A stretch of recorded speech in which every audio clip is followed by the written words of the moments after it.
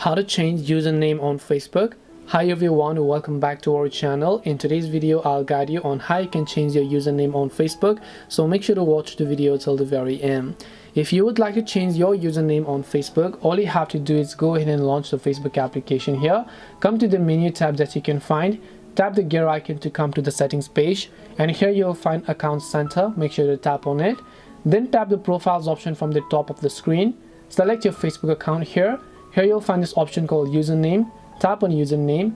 Now all you have to do is simply make sure to enter the new name that you would like to use, and your name will get successfully changed on Facebook.